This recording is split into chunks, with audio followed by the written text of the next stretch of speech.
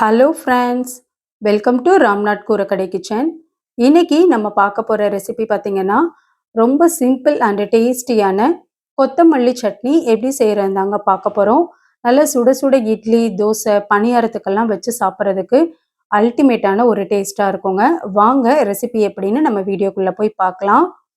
First இந்த சட்னி செய்கிறதுக்கு கடாயில் 2 டேபிள் ஸ்பூன் அளவுக்கு எண்ணெய் சேர்த்துருக்கேங்க. எண்ணெய் நல்லா சூடானதுக்கப்புறம் 1 டேபிள் ஸ்பூன் அளவுக்கு உளுத்தம் பருப்பு சேர்த்துக்கலாங்க. 1 டேபிள் ஸ்பூன் அளவுக்கு வடக்கடலை பருப்பு சேர்த்துக்கலாம். காரத்துக்கு வரமிளகா ஒரு 4 அளவுக்கு எடுத்திருக்கேங்க. இந்த மிளகா கொஞ்சம் காரம் அதிகமாகவே இருக்கும். இப்போ வரமிளகா, வடக்கடலை பருப்பு, உளுத்தம் பருப்பு 3மே வந்து நல்லா ஓரளவுக்கு வறுபட்டுறணுங்க. பாருங்க, இந்த அளவுக்கு நல்லா வறுபட்டுறணும். கருக விட்டுறக்கூடாதுங்க. இப்போ இதை எடுத்து தனியாக ஒரு பிளேட்டில் நம்ம மாற்றி வச்சுக்கலாங்க. இப்போ இதே எண்ணெயிலேயே 2 பெரிய வெங்காயம் நல்லா மீடியம் சைஸில் நீல வாக்கில் கட் பண்ணி வச்சுருக்கேங்க. இப்போ வெங்காயத்தையும் சேர்த்துக்கலாம். வெங்காயத்து கூடவே பூண்டு பல் வந்து ஒரு 4 பல் அளவுக்கு சேர்த்துக்கலாங்க. வெங்காயம் வதங்கும் போதே ஃப்ரெஷ்ஷான கறிவேப்பிலை கொஞ்சமாக சேர்த்துக்கலாங்க. வாசனையும் டேஸ்ட்டும் நல்லா இருக்குங்க. இப்போ வெங்காயம் நல்லா கண்ணாடி பதம் வர அளவுக்கு வதக்கிக்கணுங்க. பாருங்க, இந்த அளவுக்கு வெங்காயம் நல்லா வதங்கினதுக்கப்புறம் நல்லா பழமான தக்காளியாக 4 தக்காளி எடுத்திருக்கேங்க. இந்த சட்னிக்கு தக்காளி வந்து அதிகமாக இருக்கணுங்க. வெங்காயம் கொஞ்சம் கம்மியாக சேர்த்து அரைச்சி பாருங்களேன், டேஸ்ட் வந்து ரொம்ப சூப்பராக இருக்குங்க. இந்த சைஸுக்கு புளி வந்து சேர்த்துக்கலாங்க, அதிகமாக சேர்த்துற வேணாம். தக்காளி தோல் வந்து ஓரளவுக்கு சாஃப்டாயிடணுங்க. பாருங்க, ஒரு 3 நிமிஷம் கிட்ட வதக்கிட்டேங்க. தக்காளி தோல் வந்து இந்த அளவுக்கு மசிஞ்சிருக்கு. இப்போ தேங்காய் துருவல் வந்து 2 டேபிள் ஸ்பூன் அளவுக்கு சேர்த்துக்கிறேங்க.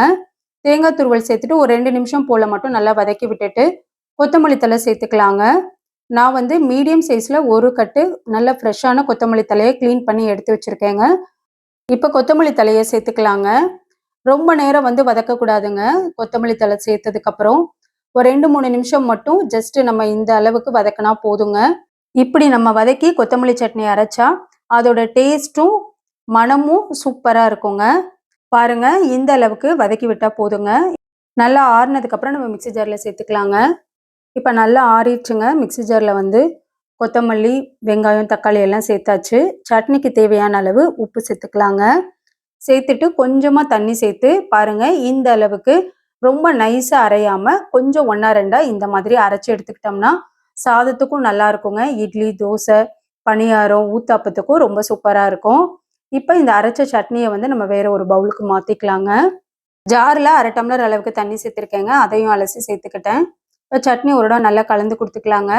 இந்த சட்னி வந்து நம்ம தாளிக்காமல் சாப்பிட்டாலும் சூப்பராக இருக்குங்க. தாளித்து சாப்பிட்டா இன்னுமே சுவை அதிகமாக இருக்கும். இப்போ தாளிக்கிறதுக்கு எப்பவும் போல் பேனில் கொஞ்சமாக எண்ணெய் சேர்த்துக்கிட்டேங்க. கடுகு, உளுத்தம் பருப்பு, கறிவேப்பிலை சேர்த்துட்டு சட்னியில் சேர்த்துக்கலாம். அவ்வளோதாங்க. ரொம்ப ரொம்ப டேஸ்டி அண்டு சிம்பிளான ஒரு கொத்தமல்லி சட்னி. நல்ல சுட சுட சாதத்தோட வச்சு சாப்பிட்றதுக்கும் ரொம்ப சூப்பராக இருக்குங்க. நீங்களும் நான் செஞ்ச அளவுகள் படி இந்த கொத்தமல்லி சட்னி ரெசிபியை செஞ்சு பாருங்கள். செஞ்சு பார்த்துட்டு எப்படி இருந்ததுன்னு சொல்லிட்டு உங்கள் கமெண்ட்ஸை எனக்கு சொல்லுங்கள். நீங்கள் இப்போ தான் நம்ம சேனலை ஃபர்ஸ்ட் டைம் பார்க்குறீங்கன்னா ராம்நாத் கூரக்கடை கிச்சனை சப்ஸ்கிரைப் பண்ணிக்கோங்க. பக்கத்தில் இருக்க பெல் ஐக்கானையும் கிளிக் பண்ணிவிட்டு ஆல்ன்ற ஆப்ஷனையும் டிக் பண்ணிக்கோங்க. அப்போ தான் நான் போடுற புத்தம்புது ரெசிபிஸ் நோட்டிஃபிகேஷனில் உங்களுக்கு உடனுக்குடனே வரும். இந்த வீடியோ உங்களுக்கு பிடிச்சிருந்தா லைக் பண்ணுங்கள். உங்கள் ஃப்ரெண்ட்ஸ் அண்ட் ரிலேட்டிவ் ஃபேமிலிக்கும் ஷேர் பண்ணுங்கள். இனி நான் வேறு ஒரு இன்ட்ரெஸ்டிங்கான ரெசிபியில் உங்களை பார்க்குறேங்க. தேங்க்ஸ் ஃபார் வாட்சிங்.